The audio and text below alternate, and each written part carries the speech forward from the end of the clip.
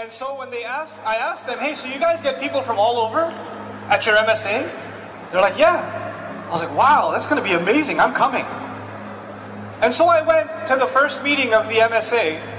And when I went there, there were two guys. Those two guys that put up the flyer and a box of pizza and an empty room. That's all that was there. And I thought maybe I came to the wrong room because there was nothing really, there's no real reason. There's no DJ, there's no party, there's nothing going on. And so I'm about to walk out of there and these guys stopped me. They just sat me down, at least have some pizza before you go. And I sit down, I chat with them, we become a little bit friendly and start talking. And one of those friends later on used to give me a ride home. And this friend of mine, who I won't name today, eventually even one day we were stuck in traffic, he pulled over at a masjid. He said, if you don't mind, I'm just going to go pray. He didn't tell me to pray. Because he used to hear me curse, use filthy language, criticize Islam, talk about how the Quran doesn't make any sense. I used to say all of these things. And he used to sit in the car and go, yep, nothing. No response, no debate, nothing. And one day we're stuck in traffic on the LIE and he pulls over, takes this exit, stops at some random masjid, little building, old warehouse building, and says, if you don't mind, I'm just going to go inside and pray. And with all of my arguments about being an agnostic or not believing in religion and all of it, something in me said, I need to go too. And I went inside the masjid. It was Maghrib. And when I prayed that Maghrib, it was the third rak'ah. I still remember. It was the third rak'ah that we joined. But I hadn't prayed in so long, I didn't even know how to pray. So I joined the third rak'ah, and when everybody said salam, I said salam with them. I didn't finish the prayer. I didn't know how much, but it felt really good. And that entire conversation, the rest of that trip, I didn't say anything. I just went back home and started looking up how to pray again. And started, thinking about how do I do this? That felt really amazing. And I got into this habit of trying to pray, and then I didn't know how to pray, so I would have him lead the prayer so I could follow along. He's the one who introduced me to the masajid around the Queens area. This brother is also the person who introduced me to what was going to be my Arabic teacher, what was going to be my Quran teacher. What I'm trying to tell you right now is that had it not been for the MSA, I wouldn't be standing here right now. I find it pretty incredible that I just led a prayer at the MSA National Convention, and my journey started with the MSA where I didn't even know how to make salah. I didn't even know.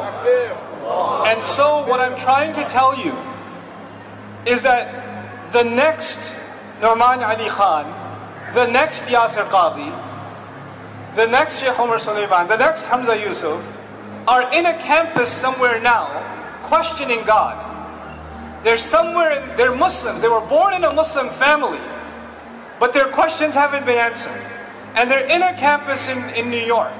And they're in a campus in New Jersey and in Wisconsin and in Virginia. They're in all of these places. And they have no connection to any masjid.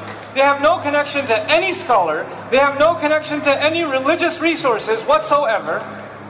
They know as much about Islam as a non-Muslim would know. And that's not their fault. The only possible human connection they might have to Islam might be another Muslim on campus. Maybe. That might be it. That might be the only human connection they have.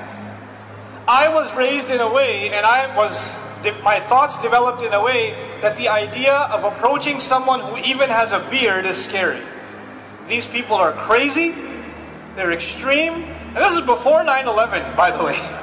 These people are crazy, they're extreme, they're scary, they're judgmental. I want nothing to do with them. I want to stay away from them as far as possible. But fellow students I can talk to, we don't realize that the battle for Islam is not happening on a battlefield. The battle for this religion and the struggle of this ummah is not economic in nature. It's not political in nature. It's not military in nature.